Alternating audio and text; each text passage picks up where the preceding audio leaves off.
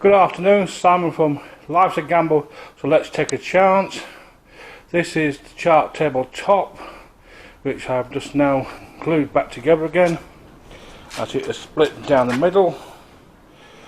As you can see, it's now clamped together, flattened out and glued together with some epoxy with a bit of very fine mahogany dust mixed into the epoxy, so as to try and mimic the wood grain as much as possible. But that'll be left to go off overnight, and then hopefully will be glued. It's gone off properly. It will then be sanded down back to the rich mahogany colour again, turned over, and a few stabilising cleats put on the back to flatten the top out and also to stop it from splitting again along the grain like it has done here. Here we have the chart table itself, the framework for the base. It's had to be repaired extensively and stabilised.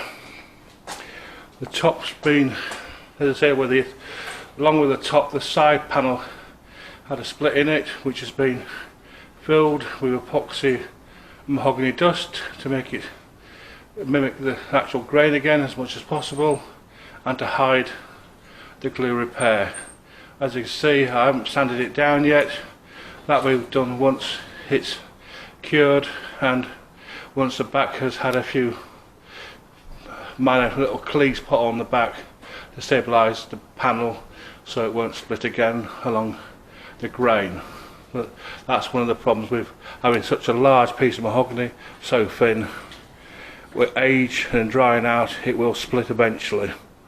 But that's going to be helped with a few small cleats and some glued bottom cleats, which we screwed in place to stabilise the back and flatten it out as much as possible.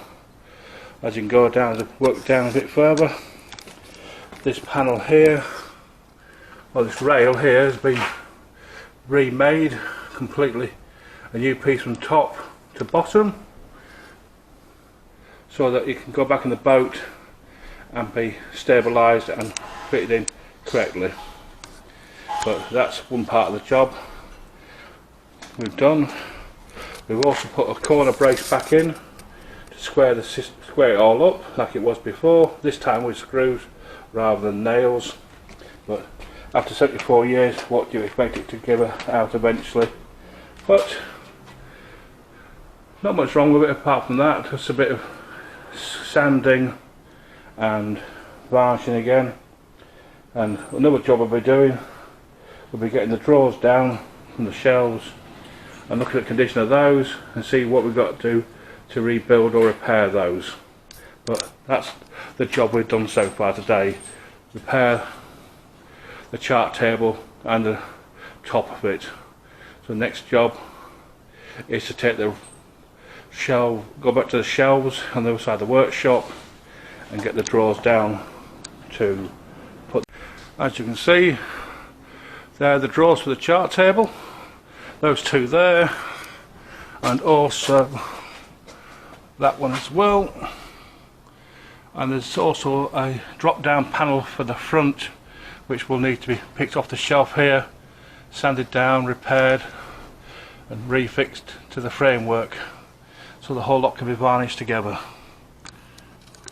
So with those bits done, it's a matter of leaving the things of glue to go off and then have a sanding session with first a heavy bit of probably 80 grit sandpaper to get rid of the aged greyness of the wood, get back to the rich mahogany colour below, stabilise the back, as I said before in the early part of the video, about putting some small thin cleats on the back of the panels to try and stop them from splitting again, which is an age-related problem with 74-year-old mahogany that's in one bit is only half an inch thick and the other one's about 3/4, so they'll have to be carefully put together again with minor cleating glued in place.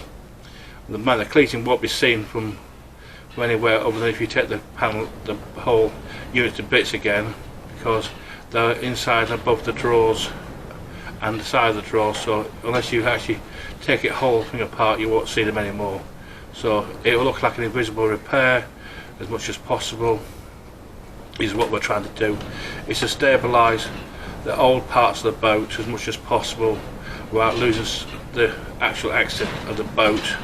When it comes to varnishing, we'll leave some of the marks in because that's patterned and it's age related, and it would look wrong to completely strip it back to bare wood, take all the marks out and then restart the varnishing again, and that's not what we're about. We're trying to preserve the boat in as much as the original condition as possible with it, but some of it's going to have to be renewed, but where we can restore it we will restore it, and only repair and replace what absolutely necessary to do.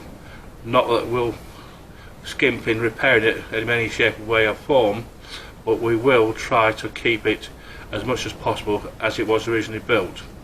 There are a few bits in the boat that unfortunately have been taken out as new owners have had the boat and had redesigns on the boat.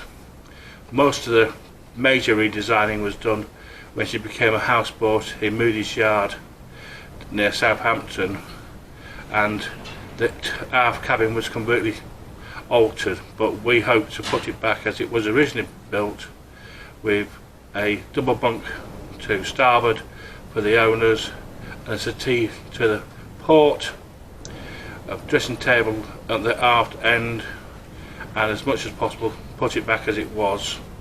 The same is going to happen in the fore cabin. The crew's quarters are going to go back in as they were originally put in, with its own hand basin, toilet, single bunk, its own hanging wardrobe and access to the galley to cook the food for the owners. So that's what is going to be done over the next few weeks, but as always we'd like people to subscribe and like our videos, and if you really feel generous you can make a donation to our Patreon page, which is Channel Restoration _1984, no 1948, and we'd like to see you in future videos giving comments about the work being undertaken, when we'd like people to enjoy these videos as we go along.